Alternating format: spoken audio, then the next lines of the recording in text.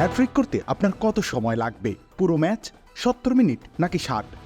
একটা অর্ধ পুরোটা না পেলে কি আর এমন মাইলফলক স্পর্শ করা যায়? তবে কোলে পালমার সব হিসেব নিকেশকে বুড়ো আঙুল দেখিয়ে দিলেন।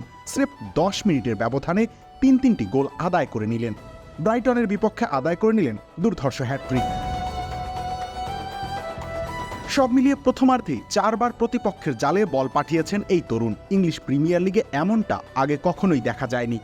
কেবল প্রথমার্ধে এত গোল করতে পারেননি ওয়েন রুনি, সার্জিও আগুয়েরো কিংবা ক্রিশ্চিয়ানো রোনালদোর মতো কিংবদন্তিরাও। অথচ তিনি হাসতে হাসতে স্ট্যামফোর্ড ব্রিজে সৃষ্টি করলেন ইতিহাস। পালমারের প্রথম গোলে নিকোলাস জ্যাকসনের অবদানই চোখে পড়বে বেশি। তবে এর আগে দুইবার গোল বঞ্চিত হয়েছিলেন তিনি। একবার গোলবারে লেগে ফিরে এসেছিল শট, পরের বার জালের দেখা পেলেও ভারের সিদ্ধান্তে বাতিল হয়ে যায়। সেই আক্ষেপ মিটতে সময় লাগেনি অবশ্য।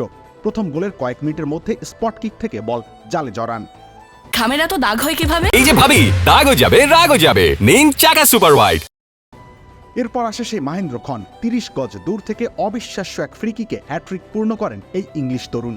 বিরতিতে যাওয়ার আগে বাম্পারের সাহায্যে আরও একবার স্কোরবোর্ডে নাম তুলেছিলেন তিনি। সব মিলিয়ে এদিন স্ট্যামফোর্ডে দেখা গিয়েছে দ্য পালমার শো। তিনি একাই খেলেছেন চেলসির হয়ে, এমনটা ভেবে কেউ ভুল করলে এতটুকুও দোষ দেয়া যাবে না। ব্রাইটনের 11 জনকে প্রায় একাই নাস্তানাবুদ করে ছেড়েছেন। মাত্র 7 মিনিটের মাথায় এগিয়ে গিয়েছিল সফরকারীরা। তাদের তাড়াহুড়োর শাস্তিই দিলেন বোধহয় কোলে পালমার। সেই তুলনায় দ্বিতীয়ার্ধ বেশ নির্বিষি কেটেছে। রোয়েশ হয়ে খেলেছেন এই ফরওয়ার্ড। চেলসিও পারেনি স্কোরবোর্ডে আর কোনো পরিবর্তন আনতে। তবে এটাই যথেষ্ট হয়েছে। এর মধ্য দিয়ে টানা তৃতীয় জয় পেয়েছে দ্য ব্লুজরা। রবিউল ইসলাম রনি, খেলা 71।